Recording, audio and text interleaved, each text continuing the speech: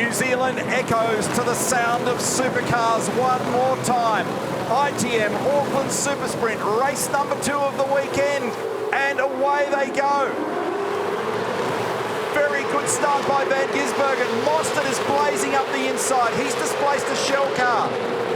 And Brock has dropped a spot, gone back into 3rd position, but Van Gisbergen's done a very good job of ticking off one of the most important boxes of this race, and he leads them onto the back straight. Very brave manoeuvre. Will Davison around the outside of Brock Fooney. Got the Shell Mustang into P2. Huge pressure on Van Gisbergen now. They're all bumping each other down the back straight. And he has a little look, Davison. He knows he's got to put a move on early if he's going to get it done. Now Anton is drifting back in the pack here significantly, so he's got big trouble. He's been turned and whacked the wall. Game over for Di Pasquale. Does he survive this? Just. Left rear is broken, left rear is broken. No good for Anton Di Pasquale. Tangled and fired into the fence, and that's going to be a big job this afternoon.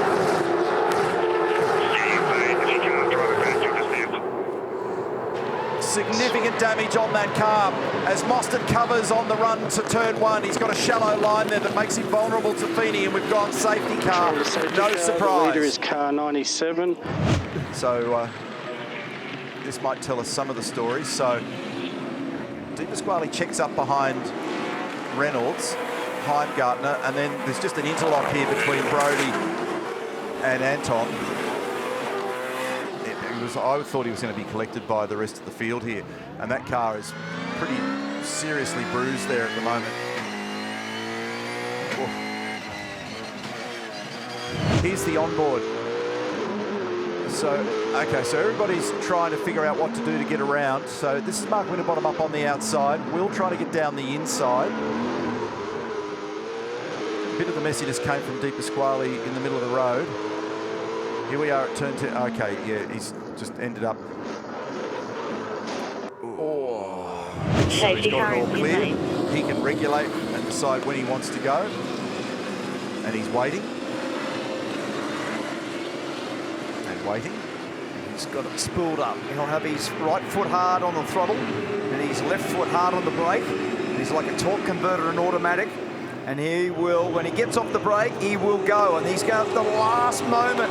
It's gamesmanship by Van Gisbergen at his finest. What does he do? When does he go? At the last possible metre, it looks like, is the answer to the question. They're all bottled up tight until they get virtually to the control line, and then he's got to go. So he's protecting himself into one, and off he goes. So he waited till almost his grid box. So a very late restart. Fair amount of gamesmanship involved in all that. And he's got Will absolutely right with him on the run into turn 4. Trips over the curb down here at 3. He's caught himself out. That's... actually don't know why I did that down there. Well, he's vulnerable now to Cam Waters up on the outside. It's released Chaz Mostert into the party here as well. And Davison's going to drop another spot in the process. So he's gone high and wide. And we've got, I think it was Feeney off the road over the top of the hill. So with them all bunched up, there's a bit of weirdness playing out here at the moment in New Zealand. We've got Van Gisbergen leading by a third of a second. Mostert is now well in the game. And Will Davison's been shuffled back into 4th position. Another great stop there by Heimgartner. Brett Jones Racing have been so good with their pit stops. This is Percat, who's out of control at the change of direction from 2 to 3, and then fires wide. Once it was out and sideways, he couldn't gather it back up and slides off gently into the tyre barrier there at turn 4. So not a lot of damage. This is on board now. Watch the oversteer. Sideways, runs out of lock. Doesn't really slow that much. Straightens the wheel up. Clever. A composite panel, and it's just off to the side of the road. On the approach into turn 1, I doubt whether they'll do much about it. Here's the replay. It caught my eye. And luckily it just parked up there on the grass. So that will be as a result of the contact with Anton earlier on that opening lap.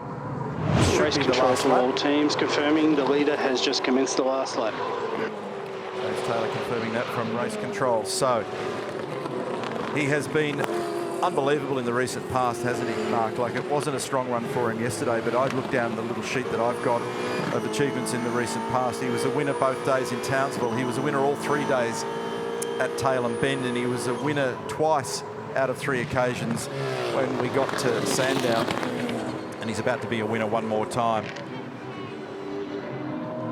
So, and he gets to run again in New Zealand in a couple of weeks in a very special opportunity in a round of the World Rally Championship. That's his engineer, Andrew Edwards.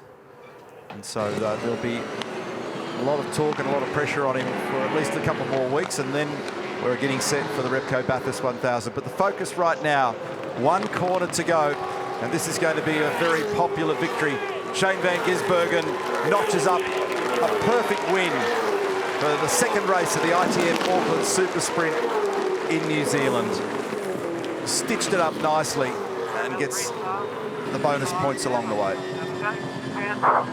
Shane van Gisbergen over Chaz Mostert, Cam Waters, Will Davison, and I think Waters and Davison's car probably partially bruised. Pye's done a very good job this afternoon for finishing in 5th position and had a great battle with Heimgartner. Reynolds, Feeney, Jake Kostecki, notable performance for young Jake in position number 9. James Golding, position number 10, another fine drive for the youngster in the subway entry.